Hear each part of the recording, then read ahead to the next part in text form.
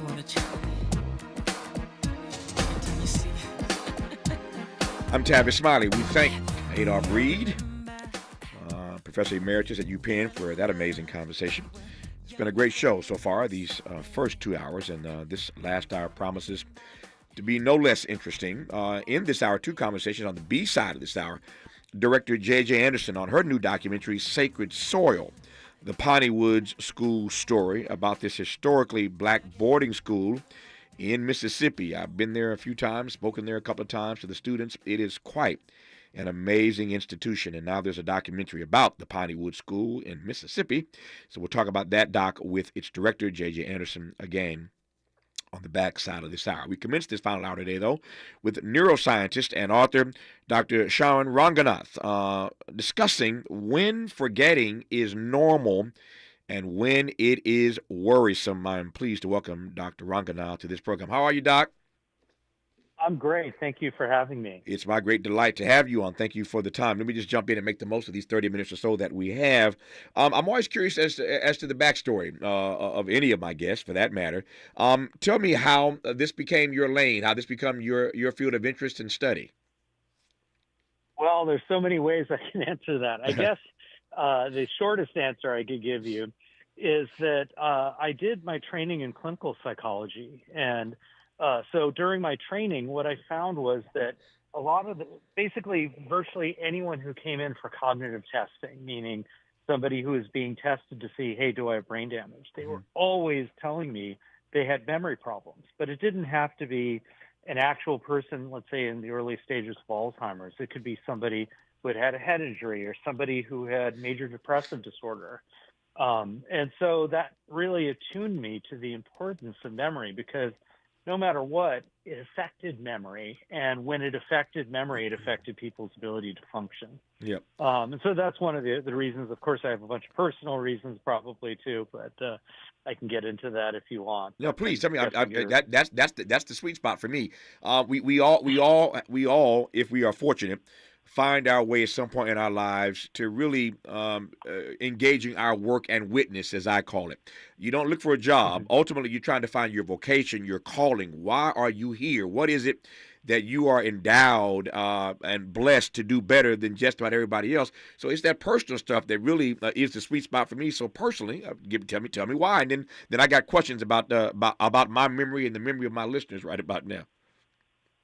All right. Okay. Well, I can give you a bigger answer, which is why I got interested in psychology and neuroscience. Sure. Which is, I grew up in San Jose in the 70s, and the neighborhood I grew up in was incredibly racist, to say the least. And I was one of a very, very small number of brown people in the neighborhood. So it was around the time of like the Iran hostage situation, and so anyone who was remotely associated with something that could be racistly identified as the Middle East, you had problems to deal with, And adding to that, my teacher said that I had ADHD and I would get into fights with people, and I just had I did great in school in terms of my grades, but I just always had these issues of being seen as an outsider and feeling like the world around me didn't make sense.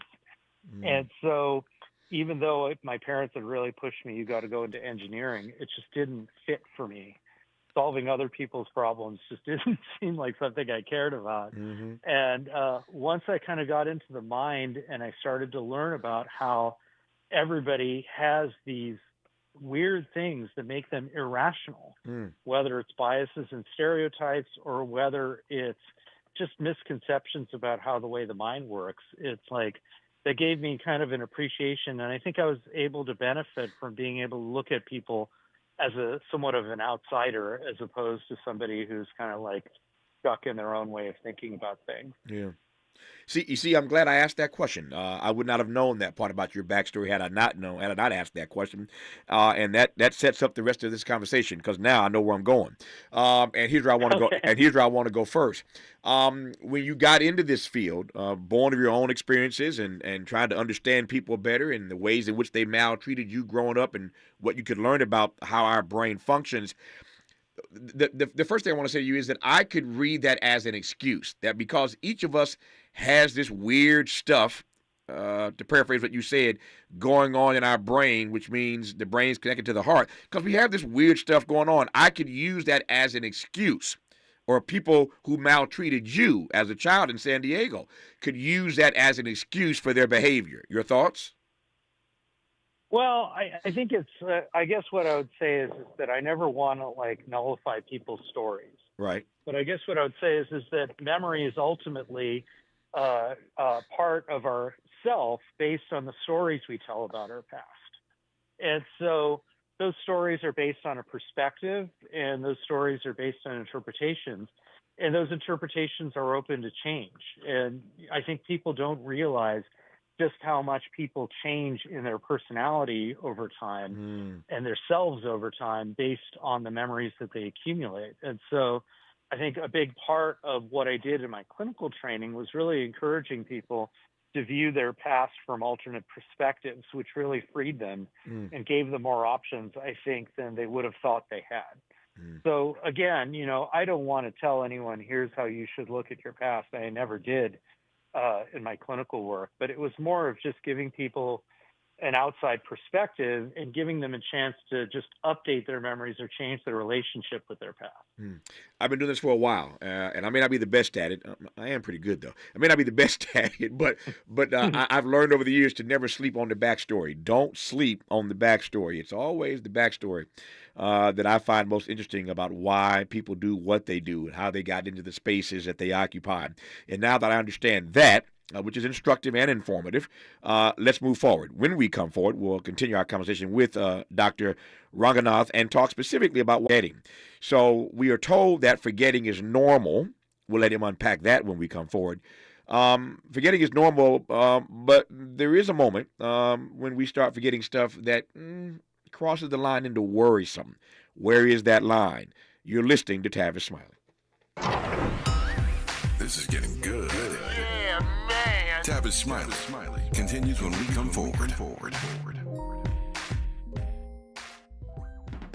Hey y'all, Mona Swain here from Target's new YouTube series, My Cart is Full, where we feature Black founders and creators highlighting their connection to our community. As an actor and content creator, I love using my voice to inspire young Black women who look like me.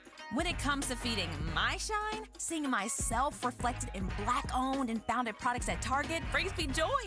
Together, we are Black Beyond Measure. Learn more at target.com/Black Beyond Measure. Cookie wants to be a professional wrestler. I'm Cookie Serratos and I'm 11 years old. She also wants to win all the medals. That's why Cookie and her family make every day count, squeezing out her best with Go-Go Squeeze. Okay, Cookie, let's break for a Go-Go Squeeze. Go-Go Squeeze Fruit on the Go pouches are a nutritious snack made from 100% fruit with no sugar added. Go, Cookie! Because when you nurture your kids, you squeeze out the best in them. Squeeze out the best with Go-Go Squeeze. Not a low-calorie food. Products range from 11 to 13 grams of sugar and 60 to 70 calories per serving. I have diabetes. I'm at risk for pneumococcal pneumonia. I have asthma. I'm at risk too. If you're 19 or older with chronic conditions like asthma, diabetes, COPD, or heart disease, or are 65 or older, you are at increased risk for pneumococcal pneumonia. Ask your doctor or pharmacist about Prevnar 20, pneumococcal 20-valent conjugate vaccine, a Pfizer vaccine that can help protect you against pneumococcal pneumonia in just one dose. Even if you've already been vaccinated with other pneumonia vaccines, Prevnar 20 may help provide added protection. Prevnar 20 is approved for adults to help prevent infections from 20 strains of the bacteria that cause pneumococcal pneumonia. Continued approval may depend on a supportive study. Don't get Prevnar 20 if you've had a severe allergic reaction to the vaccine or its ingredients. Adults with weakened immune systems may have a lower response to the vaccine. Side effects include pain and swelling at the injection site, fatigue, headache, muscle, and joint pain. For full prescribing information, please call 1-855-213-2138 or visit Prevnar20.com. Some days I cover up because of my moderate to severe plaque psoriasis. Now I'm hitting the road with clearer skin thanks to Skyrizi, Risankizumab Riza, a prescription-only 150 milligram injection for adults who are candidates for systemic or phototherapy. With Skyrizi, 3 out of 4 people achieved 90% clearer skin at 4 months. And Skyrizi is just 4 doses a year after 2 starter doses. Don't use if allergic to Skyrizi. Serious allergic reactions and an increased risk of infections or a lower ability to fight them may occur. Before treatment, your doctor should check for infection and tuberculosis. Tell your doctor if you have an infection or symptoms such as fever, sweats, chills, muscle aches, or cough, or if you plan to or recently received a vaccine. Thanks to Skyrizi, there's nothing on my skin, and that means everything. Ask your doctor today about Skyrizi, the #1 dermatologist prescribed biologic in psoriasis, and visit skyrizi.com or call 1-866-SKY-RIZZI to learn more. He's rooting for everybody black. Everybody black. More of Tavis Smiley coming your way right now. More of Tavis Smiley and Dr. Charan Ranganath. Dr. Ranganath, you'll appreciate hearing this, I think. I have a really, really, really smart national audience, and obviously some of your fans are listening right about now. I apparently said San Diego, and you grew up in San Jose, and they corrected me quickly. So if I said San Diego, I meant San Jose. All these sayings here in California, literally and figuratively. And so your fans started emailing me right away, correcting me on what I said. So if I said San Diego, forgive me, I meant San Jose. But you'll be happy to know that your fans wanted me to know that I got that wrong. So that said. Oh my God, I had no idea I have fans. Now this is like pressure's on. Yeah, no pressure. You've already written the book, The Pressure's Off, and the book is called Why We Remember: Unlocking Memory's Power to Hold On to What Matters. Why We Remember: Unlocking memory's power to hold on to what matters. And so forgetting, as I said earlier, forgetting is normal, right? I mean, I get concerned sometimes and I can't recall certain things, but tell me when I should get alarmed, and please tell me that forgetting some things is normal. Oh, forgetting things is absolutely normal. And in fact, it's been known ever since people started to study memory that everyone forgets. And most of the details of what we experience in any given day will be forgotten within 48 hours. The majority of those details. Mm-hmm. Now, that doesn't mean that we forget everything, but we forget a lot. Now, even the things that we form memories for, the events that we form memories for, we don't necessarily have the ability to access them when we need them. Mm-hmm. And that's something that really increases as we get older, right? So, I know you're very young, but maybe some of your listeners are over the age of, basically anyone over the age of 30, what you start to see is an increase as you get older in that inability to remember what you need when you need it. So you go, oh, I know this person's name, but I just can't come up with it, right? Mm-hmm. That's not at all worrisome. And it means that you have a memory there in the first place. I think where you'd be starting to be concerned would be, it's not that you can't remember the details of a conversation, but you can't remember that you had a conversation at all. Yeah. Or if you find yourself getting lost very easily, especially in places that you didn't used to do this, and now there's a big change. So those are some of the things that I might worry about. But a lot of the time people worry about memory. It's a symptom of the fact that they have pretty good memory in the first place, that they're able to catch these problems. Let me just throw some things at you. I'm working my way deeper into your book here, Why We Remember. But I wonder, when you said a moment ago that people over their 30s start to experience this, they forget a certain name, forget this, that, or the other. My view is, and I can be totally wrong. You're the expert, I'm not, so you tell me.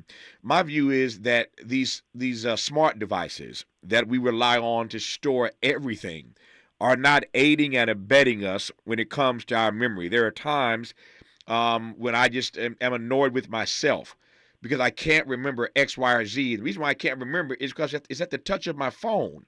And so I've never really committed it to memory because I didn't have to. But I have people in my life who mean a great deal to me. And if I lost my phone, I swear to you, I could not get in touch with them. And they're close to me because I haven't committed their number to memory. I'm not sure that these smart devices are aiding and abetting us with our memory. If I'm in left field, please tell me, Dr. Ranganath. Well, maybe I'll cheerfully amend that. Okay. So, I like that phrase, cheerfully amend. I love it. I receive it already if it starts with cheerfully amend. Give it to me. All right. Sounds good. So basically, we have, I think that there's a school of thought with memory that if you don't use it, you will lose it. Right. And my feeling is that as far as we know, people are always using memory, whether you're trying to or not. But the question is whether you're trying to. And so, for instance, I'm all for, if you're in bad shape when you lose your phone, I'm in absolutely horrible shape because I just depend on it for appointments. I depend on it for phone numbers. I depend on it for email addresses. So, and I'm perfectly happy to outsource a lot of my memories to these devices. Yeah. Where I think we get into problems is that the devices take away from our experiences in life, and they give us an impoverished memory. So what I mean by this is, let's say, ever since I got a phone, I don't know about you, Tavis, but ever since I got a phone that's a smartphone, I now feel like I have to check email all the time. And I do check email all the time. I can't tolerate a second of boredom. And so what happens is obviously if we were having this conversation now and I hadn't put my phone on focus mode and I got a little beep from my phone, that would put me in the mindset of, I got to check email because I got an alert. Now, in that moment, I've already changed the topic of what I'm thinking about. And to switch back, it's going to require some effort on my part. So already I'm behind in the conversation just because my thoughts flipped to something else. Even if I don't get this alert, just from this bad habit that I have, I'm always switching back and forth. And so that's giving me these little fragments of memories, because when we switch, what happens is that's when our brain, at least in my lab, we've shown this, that's when our brain seems to preferentially form these memories. But if you're switching constantly, you're getting little fragments of memories as opposed to one coherent conversation. So the two things that happen are, one is you don't remember the conversation because you were never mentally there in the first place because you're always catching up. And the second is your memory is just a bunch of little bits of the conversation, and you don't have the whole thing to be able to integrate it. So that's one way. And we can talk about other things like when people go to concerts and they have their phones up and trying to record videos, for instance, of a concert and try to augment their memory. I mean, that's like another thing, which is that these phones, the ability to record our experiences, people in research will tell you, I'm going to remember this better because I'm taking video. And it's absolutely not true. In most cases, it takes away from your memory. I described an incident in the book where I talked about my daughter's birthday parties as an example of this. And, but the short version of this is, if you're taking videos in this mindless way to document everything, you can think about all the Instagram walls you run into in LA as a good example of this. This is not actually giving you the details that you need to remember something on your own. It's not prompting you to actually focus on the information that you need to give you a sharp memory that will come up the next time you're in that place. And likewise, if you're in a concert and you're taking a video, you have a document of what happened, but you don't have the document of having experienced it. And that experience is your emotions, being connected, that feeling of connectedness with the artist, that feeling of being there with your friends and so forth. And that's what you want to remember. If I just want to listen to the artist, I can just put on their song, right? Or go to YouTube and check out someone else's recording. But if I want to remember it, I have to have a document of the specific instance where I was there. I want to take a picture of my friend, or I want to take a picture, little video of the artist engaging with the audience, not just record the performance.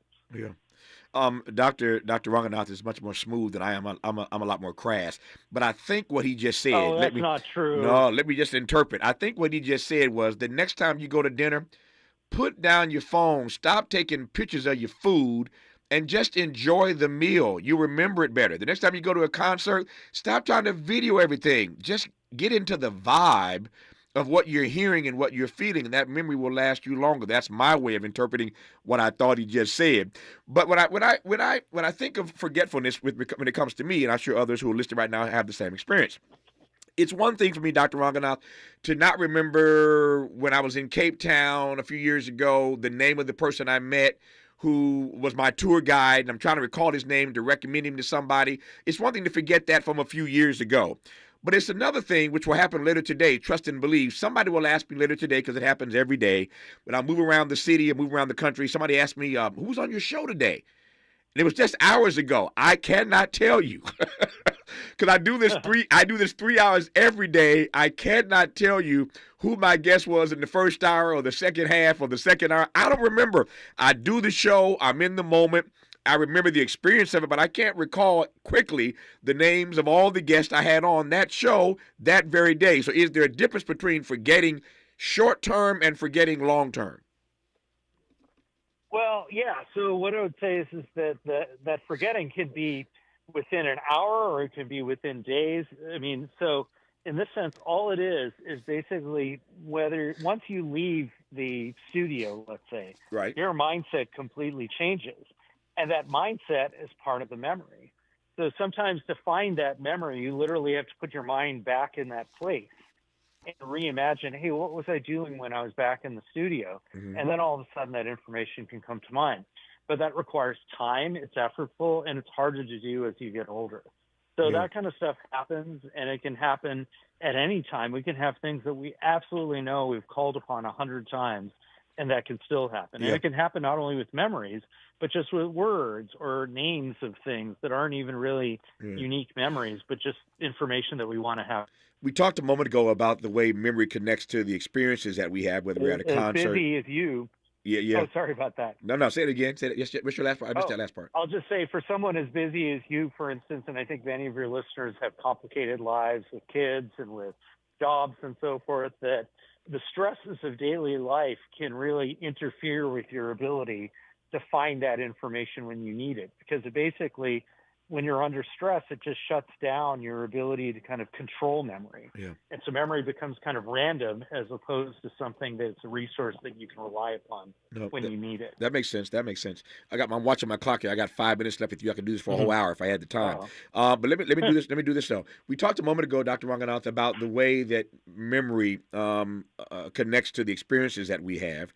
But talk to me about the connection between memory and how we learn, memory and how we make decisions. Well, so let's start with how we learn, right? So memory affects us in terms of our ability to, so one thing that we know from memory research, for instance, is that you learn best when you're actually struggling, right? So if a kid's struggling in school, but they're really trying and they're getting good instruction, that's when they're learning the most, right? Not when somebody is actually coasting through school and getting straight A's. They're not necessarily learning anything. And I think this is a big problem that we have in education, is that we don't teach kids either the skills that they need to learn based on memory science, or we don't really teach people in a way that promotes constant learning. We teach people that's emphasizing mastery. And so that's something I've become kind of passionate about since writing the book. Right. The second question that you had was about, sorry, I forgot. I was waiting for that. Now, I asked you about the connection of memory to how we learn and how we make decisions. Oh, yeah, how we make decisions. So one of the interesting things that's been shown in a number of studies by people who study decision-making is that you don't make decisions based on how much your experience of something, right? Mm-hmm. So let's say you go on a vacation. You're spending all this time in airport security and baggage claim, in lines with the car rental place and so forth. And so when you decide next time you want to take a vacation, you don't factor all that stuff in. What you factor in is how much fun you had with your family. Mm-hmm. And so your memory is incomplete, but the memory that you have that's incomplete is what you use to guide your decisions. Yeah. And that's not necessarily a bad thing, right? Because essentially all we're left in life is memories. And so you can make decisions based on the kinds of good memories you want to take away. I think where there's problems is when people are unaware of it. There's all sorts of biases and stereotypes that can creep into memory. Somebody just has a random story that they've seen about somebody who took a vaccine and got sick, and then they just assume vaccines will make you sick, as opposed to just being able to say, this is just one memory I have of something that I might have read, but it might have been something I just heard from a random person on Facebook, right? Yeah. And so these are the kinds of memory errors that can influence decisions. Yep.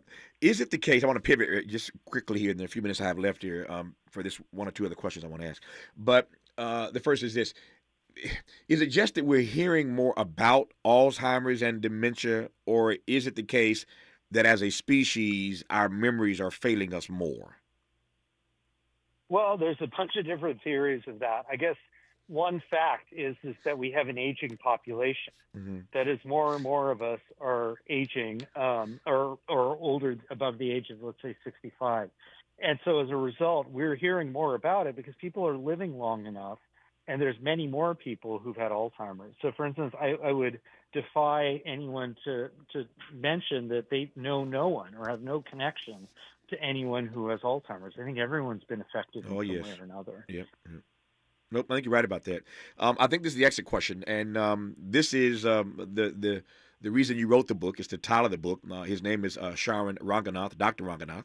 The book is called a best-selling book, New York Times best-selling text, called Why We Remember, Unlocking Memory's Power to Hold On to What Matters. Since you wrote the book and so titled it, in short, why do we remember? What's the value of memory?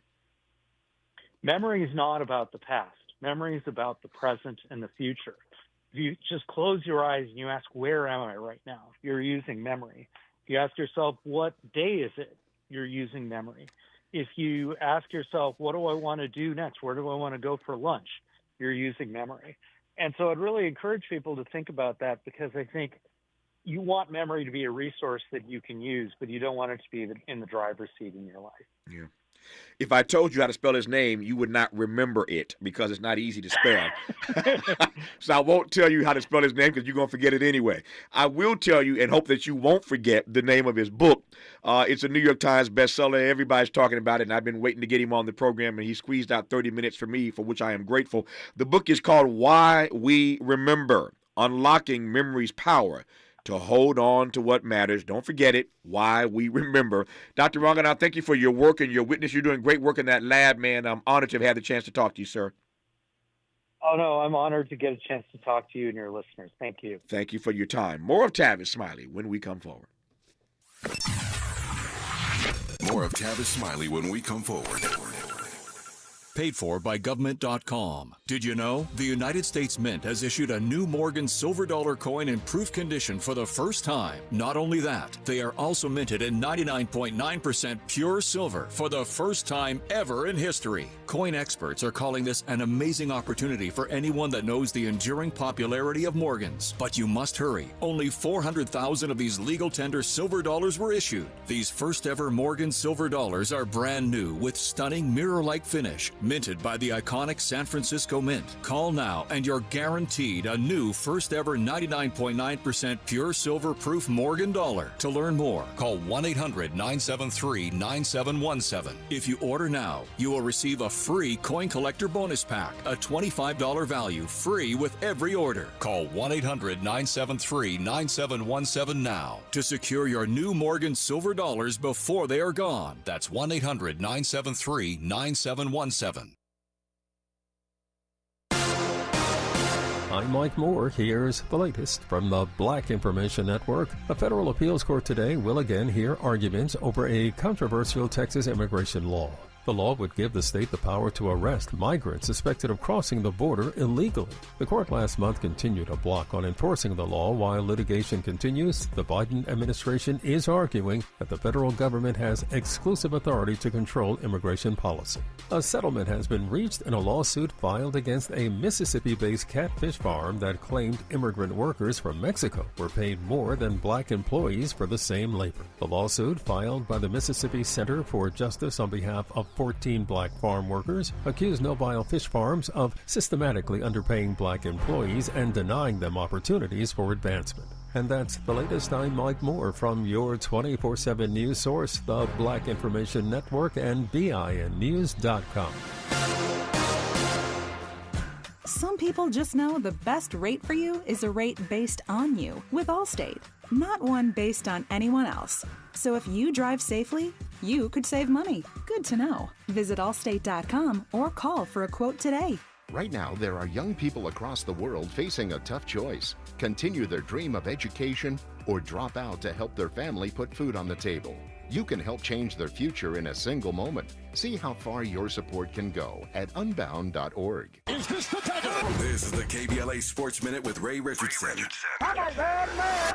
LeBron James said his son Bronny has some tough decisions to make in the next few weeks. With USC men's basketball coach Andy Enfield leaving to take the job at Southern Methodist, people are wondering if Bronny will stay at USC for his sophomore season. LeBron said the family is leaving it up to Bronny to decide if he wants to transfer. Bronny has until April 30th to enter the NCAA's transfer portal. Bronny appeared in 25 games off the bench in his freshman year at USC. He averaged only 4.8 points and 2.1 assists. LSU star Angel Reese is entering the WNBA draft. The 6'3" forward could have returned to LSU for one more season. Reese is a projected top 10 pick. The WNBA draft is April 15th. Reese is a first-team All-American and SEC Player of the Year. She led LSU to the national championship in 2023. No debates, no speculation, just the info you need.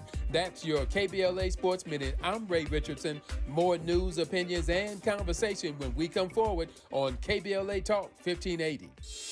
Helping to broaden your political and moral imagination with our 2024 Climate Justice Campaign. We're KBLA Talk 1580. JP Morgan Chase is building on the investments in California to help close the racial wealth gap and build a more equitable future. Visit jpmorganchase.com/racial equity and get the tools to help reach your financial goals. We've got a lot to talk about. Are you interested in catching up on all the latest entertainment news, trending topics, and exciting interviews? I got you. Tune in to The Raw Report with Robin Ayers, Monday through Friday, 6 to 7 p.m. I'm your host, Robin Ayers. Join me every weekday with some of the best entertainment contributors in the business as we break down what's going on, who's got next, and what not to miss. Only on The Raw Report with Robin Ayers. Unapologetically progressive. KBLA Talk 1580. We've got your black. If your Medi-Cal is ending, Cover California is here to help. Cover California is a service from the state that helps you get affordable health insurance. In many cases, at no cost to you, just like with Medi-Cal. We have quality health plans and will help you every step of the way to get the one that works for you and your family. So, if you're no longer eligible for Medi-Cal, check out Cover California. We'll keep you covered. Learn more at coveredca.com. What happens on Tavis Smiley is the talk of the town. You can now tune in to the Tavis Smiley Show weekdays at 9 a.m. and 9 p.m. Catch Tavis Smiley on the 9s weekdays exclusively on KBLA Talk 1580. Sometimes we lose, sometimes we win. Sometimes we try to fit it all in. Sometimes we don't know what's in store. Sometimes we find what we're looking for. Sometimes we're rolling easy and free. Sometimes 1 and 1 makes 3. So much to love along this ride. That's why Nationwide is on your side. Nationwide Mutual Insurance Company and affiliates, Columbus, Ohio. Heard the catchphrase that's sweeping the nation? Jackson Hugh, yeah. People are saying Jackson Hugh, yeah, to Jackson Hewitt because they love saving money on tax prep. Do you love saving money? Then switch to Jackson Hewitt today and pay less than last year. Thousands of people have already made the switch. Why haven't you? Stop waiting and start filing. You won't get a better deal or a better catchphrase. All together now. Jackson Hugh, yeah! Proof of prior year payment required when filing. New clients only at participating locations through April 7th. Terms at jacksonhewitt.com. More honesty than you can handle. More empowerment than you can imagine. You're tuned in to Tavis Smiley. And I'm glad about it. We're in our final half hour today, and we are about to commence a conversation with director J.J. Anderson, who is going to talk to us about her debut feature documentary. It's called Sacred Soil, the Piney Woods School Story, about this amazing, historically African-American boarding school in Mississippi. Before we commence the conversation, here now some sound from the documentary Sacred Soil, the Piney Woods School Story. I want all of you to have the kind of fearlessness that allows you to be leaders. But that kind of fearlessness is one that is not about you. It's a fearlessness for something bigger than you. It's a fearlessness for something other than you. Lawrence Jones, right, founded this place in the days of segregation. A fearlessness, as it was chronicled Going It Alone. I wish all of us the freedom of fearlessness that's not for us, but for something bigger than us. Repeat after me. I will be honest, trustworthy, and respectful. I will not lie, cheat, or steal. Live life exponentially. Practice love. Have integrity. Keep the faith. Strive for excellence and be empowered. Have a wonderful rest of your day. God bless you. You're in the hands of Ms. Crossley. J.J. Anderson, it's an honor to have you on this program. I said at the top of our show almost 3 hours ago now, I played this clip at the top of every day's show. I tell what we're doing in the next 3 hours. And so I played this clip at the top of the first hour, again, almost 3 hours ago. And we started getting all kind of responses from people who said, man, I wish my day started with a pep talk like that every single day. There was somebody, before they sent me off to class or sent me out into the world, somebody showed up in my room and gave me a pep talk like that. It's an amazing clip from this wonderful documentary called Sacred Soil, the Piney Woods School Story. The director is J.J. Anderson, who I'm pleased to have on this program. J.J., how are you? I'm so wonderful, Tavis. Before we start, I just have to say how honored I am to be on this call with you. You are a legend and a pillar in the community, and I can tell my parents and my family, I've made it now. I'm on the air with Tavis. Thank you so much for having me. No, you were kind. I appreciate you saying that, and your parents will hear about your experience today, and my mother's listening in Indiana, and trust me, she's just as proud to hear you say that as well. So we are all trying to make our mothers and fathers and families proud, and that's all I'm really doing today, and for that matter, all the days of my life up until this point in the days to come. But I appreciate you saying those very kind words. It means a great deal to me. And I'm honored to have you on because you're doing some amazing work. It's your feature documentary, and I want to celebrate you as well. I was saying to the audience earlier, first of all, I was born in Mississippi. So I know that state rather well. And over the years of my career, I've been invited 2 or 3 times, I think, to speak at the Piney Woods School. So I've been there. I know the backstory. I have friends who sent their kids there over the course of my lifetime. And so I know the school somewhat, and I celebrate the school as well. But for those who have not heard about this Piney Woods School in Mississippi, let's just take a few minutes, first of all, for you to tell the audience about the school and the historic nature of it. Of course, yeah. So the Piney Woods School was founded in 1909 by Lawrence C. Jones. And this was a way to educate children of the formerly enslaved.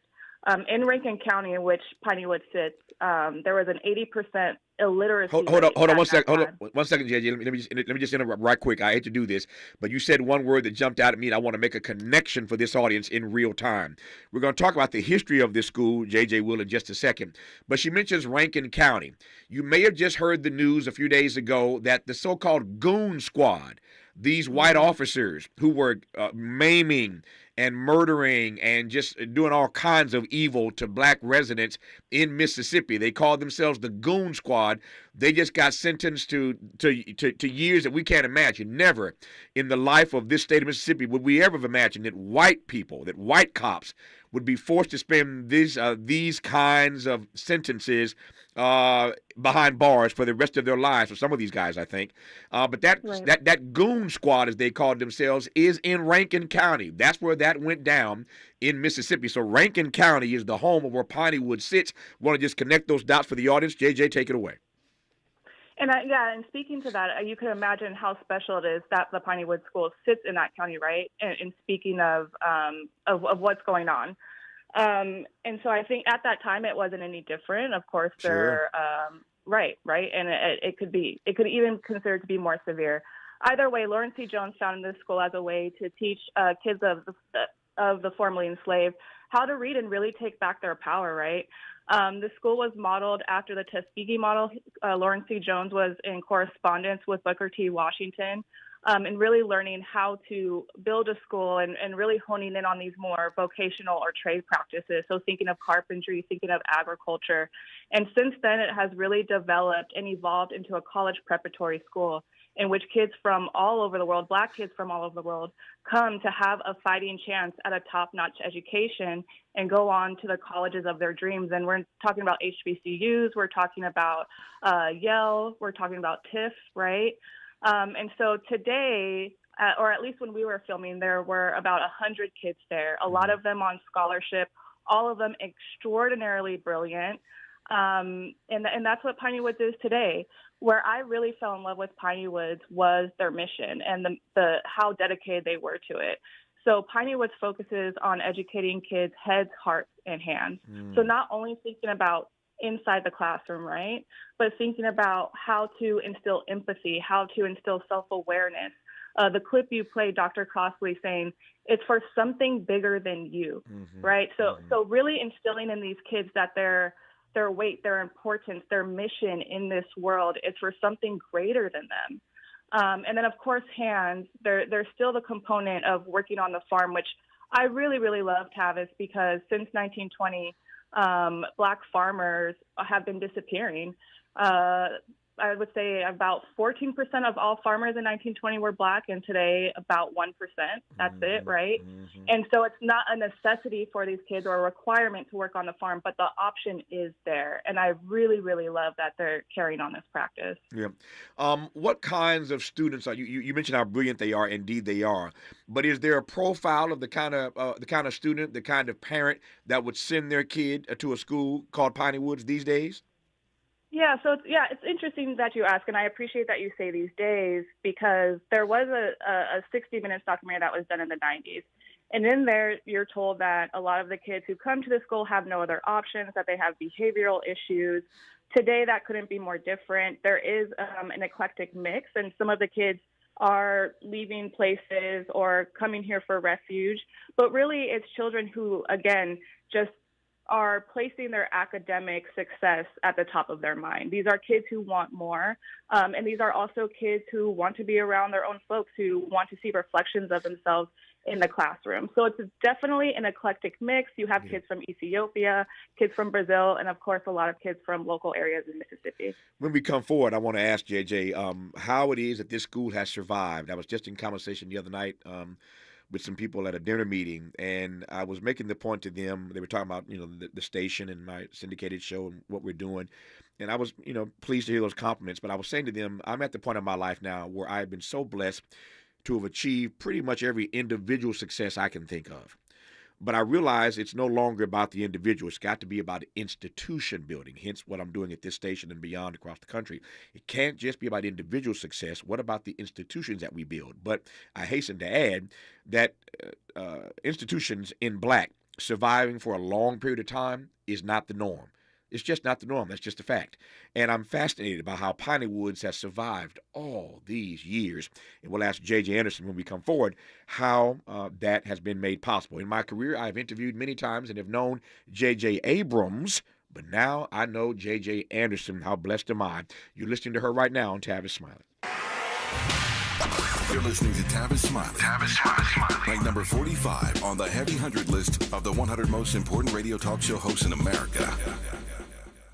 What is dedication? My biggest fear in the middle of my addiction was that my kids wouldn't have a father. And I started thinking, you know what? This isn't my story. I definitely had to become a better man to be a better father. It's important to me that my kids are empowered and truly believe that if they can think it, they can do it. That's dedication.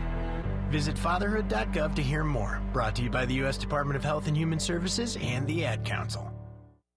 Joey from Vermont, a farmer trying to get through the winter. Adriana from South Carolina, a single mother living paycheck to paycheck. Liam from Ohio, an injured father struggling to provide for his family. Hi, I'm Shanola Hampton, and I support the Feeding America network of food banks because they help provide over 6 billion meals to people in need each year. Learn more at feedingamerica.org.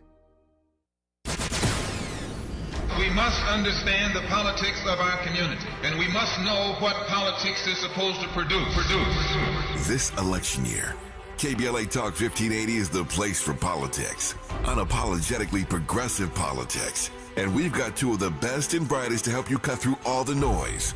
Weekdays at 1 p.m., it's A More Perfect Union with Dr. Nee Quarterly-Corte. And at 4 p.m., it's Areva Martin in Real Time. He's the university professor and distinguished member of the White House Correspondents Association. She's a best-selling author and Harvard-trained civil rights lawyer. And they are both here every day to help guide you through all the this year, because you know it's going to get deep. Get your politics on weekday afternoons at 1 p.m. and 4 p.m. with A More Perfect Union, hosted by Dr. Nee Cordelai-Corte and Ariva Martin in real time, only on KBLA Talk 1580. We've got your black.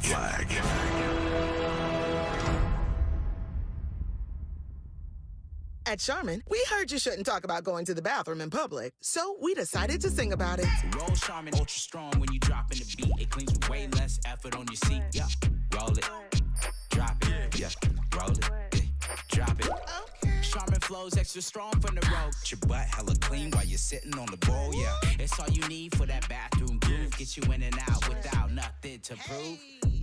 Charmin Ultra Strong cleans better so you can use less.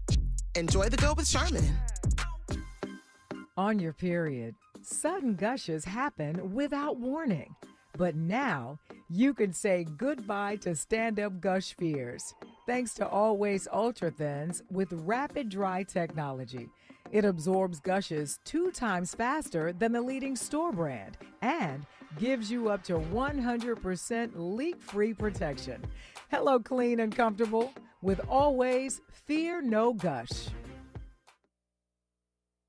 Helping to make you the most knowledgeable person in your circle of friends. This is Tavis Smiley. M-I, crooked letter I, crooked letter I, humpback I. That's how we were taught to learn to spell Mississippi, as one who was born in that state. And I am honored in this half hour to be talking to J.J. Anderson, who is the director. Her feature documentary is called Sacred Soil, the Piney Woods School Story. All right, JJ, tell me how it is that this school has survived all these years, because, as I said a moment ago, building institutions in black ain't easy to do in the first place, but letting them, seeing them survive and stand for decades is a whole nother story. Tell me about that part, as we say. Yeah, so I can tell you it's definitely been by the hair of their chin. It's been a struggle. When you think of the PWI, the counterparts to black boarding schools, right? They're founded by endowments, and a lot of their endowments are upwards to $1 billion. Piney Woods doesn't necessarily have that. They're surviving off of grants that they get, semi-regularly, and of course, private donations. And so when we came to campus, Dr. Crossley shared stories with us of having to go around to different printers in the office just to provide paper to the kids. When you're looking, the entire campus sits on 2,000 acres. About 65 of those acres are in operation. And they have these beautiful buildings that are closed down because they can't upkeep them. It's very similar to the HBCU struggle. And so they are treading water, as you hear Dr. Crossley say in the film, just based off of private donations and grants alone, right? Mm-hmm. During the premiere in Mississippi, they were presented with a $2.5 million match check from a very generous donor. And so I'm encouraging everyone to go online, go on their website, and donate what they can, whether that's $1, whether that's $20. We want to get them to that match check. But it's up to us, Tavis. It's really up to us. Well, I will go on there and make my own contribution. Since you went there, and I want to make sure this audience gets a chance to participate, since we're heard across the country, give the information how we can support this Piney Woods school to get that $2.5 million match. Give me the sites, the addresses. Okay, so it's Okay, Tavis, you're putting me on the spot. I'm sorry. Well, you know what? Hold up. Don't worry about it. Don't worry about it. No. I got it. Okay, go ahead. I got you. All right, you guys. So it's www.pineywoods.org, and they do have a donation button on there. You'll see it right underneath the trailer for the film, and you just click donate, and you do your thing. There you go, pineywoods.org. And by the way, if you don't know this school, it's spelled P-I-N-E-Y, Woods. Pineywoods.org is where you go. There's a donate button right there. When you get there, I'll be going there later today, now that I know about this, to make my own contribution to support this school. But I'd hate to see a black institution, and that's the word of this hour, black institution, right? I'd hate to see a school like Piney Woods have the opportunity to receive $2.5 million, and they don't get it because they don't raise the money to match. So let's do our part if we can. Whatever you can give, as we say in my church, it ain't about equal giving, but it is about equal sacrifice. Whatever you can sacrifice at pineywoods.org to help them meet this $2.5 million match, I thank you on behalf of them right now. Our remaining moments with the director of this new documentary called Sacred Soil, the Piney Woods School Story, J.J. Anderson, when we come forward on Tavis Smiley. Seeking the truth, speaking the truth. This is the Tavis Smiley Show.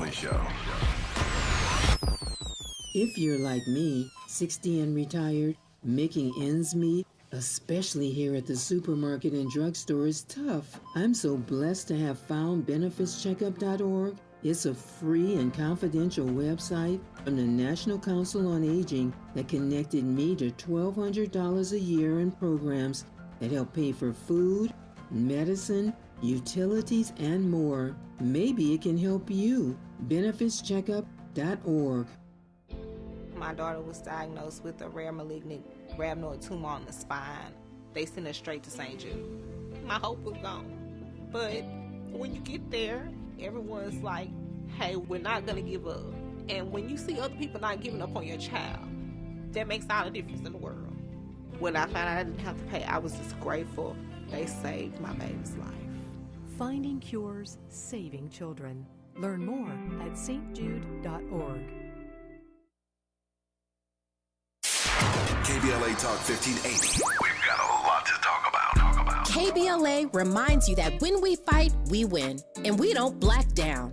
LA Community Action Network, or LA CAN, was formed in 1999 when 25 residents of downtown LA came together and acknowledged the problems that existed in their community and made a commitment to do something about those problems, to stand together, organize, and become a force in the community that demands change. Civil rights and preventing the criminalization of poverty are their core projects. In addition, they take on women's rights, the human right to housing, and healthy food access. LA CAN also has projects focused on economic development, civic participation, voter engagement, and community media. While downtown LA remains their home base, with a particular emphasis on the Skid Row community, in 2007 they expanded their housing and healthy food access work into South Central Los Angeles. LA CAN believes that power for low-income people and people of color is achieved through a large, active, and well-informed member base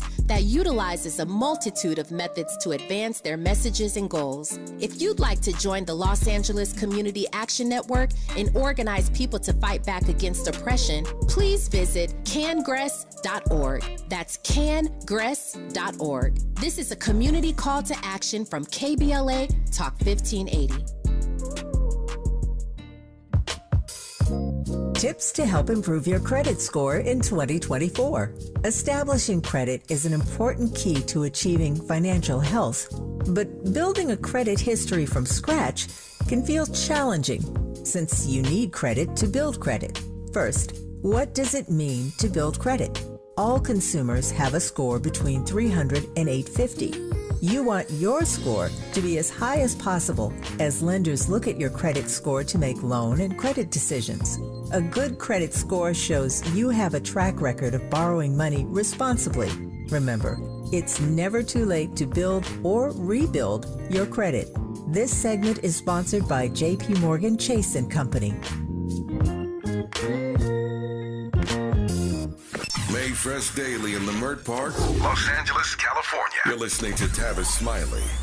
I remind you now, and I remind you once again before we close this hour and today's show, there's a $2.5 million match that the Piney Woods School in Mississippi, this historically black school, can access if they do their part. So I'm going to help them. I'm asking you, if you're listening across the country right now, to go to pineywoods.org, P-I-N-E-Y, pineywoods.org, donate whatever you can to help Piney Woods raise this $2.5 million to get this match to continue the long-standing tradition of this institution, which is featured in the new documentary, the feature documentary from director J.J. Anderson. It's called Sacred Soil, the Piney Woods School Story. In the 2 minutes I have left, I will give it to you, J.J., and here's my exit question. Where and how, or why, for that matter, did you get the notion to do this documentary, and what do you hope that the documentary will achieve? Yeah, so Tavis, my dad actually went to a black boarding school called Boggs Academy that was located in Georgia, and it closed in the 80s. Mm-hmm. And it did wonders for him. He was having trouble with the public school system, succeeding in it, and so they sent him there for a bit. And he had such fond memories and spoke about it with me throughout my childhood and into my adulthood.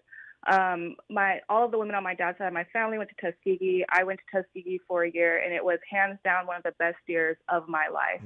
And I left because of the lack of resources. To be quite honest with you, I left because of similar reasons that Maurice left Piney Woods, right? It wasn't something I wanted to do, but it was something that I felt I had to do. And so I did a deep dive into black boarding schools, just thinking about my father, thinking about his experiences, and came across Piney Woods and learned that it was one of the last standing, one of 4, right? There used to be 100, and I want everyone to think about that. There used to be 100 black boarding schools before desegregation, and now there are only 4 left, and without a doubt, they are struggling. And so I did this film out of necessity. I was shocked that no one, or that this was an issue that hasn't been highlighted, that a lot of people don't know about black boarding schools. I myself just thought they were a thing of the past. And so really this was a calling, it was a service, and I just want people to think about what's at risk. Black boarding schools are designed with our kids in mind, right, in every sense of the word. And so what happens when they disappear is we lose that empowerment, we lose that audacity, we lose that strength. These are the kids of today and they're the kids of tomorrow. Let's invest in them. It is not easy to build and sustain black institutions in this country, don't I know? And so when we get a chance to save one, to extend its life, its work and witness, we should do so. This black boarding school in Mississippi is called the Piney Woods School. And again, the website is pineywoods.org, Piney woods.org. They have the chance to access a $2.5 million grant if they can match that number. So let's do our part across America to help save this amazing school called Piney Woods in Mississippi. When you go to that website, pineywoods.org, you can learn more about the documentary that has been directed by J.J. Anderson, our guest in this hour. It's called Sacred Soil, the Piney Woods School Story. J.J., my first time talking to you, not my last. I'm sure you'll be doing a lot more artistic endeavors, undertaking more endeavors in the years to come. I look forward to having you back on this program. But for now, thank you for doing this, and thank you for this conversation. All the best to you and your precious family. Thank you so much, Tavis. I appreciate you, and this has truly been a highlight of the press run. Truly, this is incredible. Thank you for making time. You are very kind. Just like that, 3 hours gone. Back tomorrow, Lord willing, to do it all over again. Until then, thanks for listening to Tavis Smiley, and as always, keep the faith.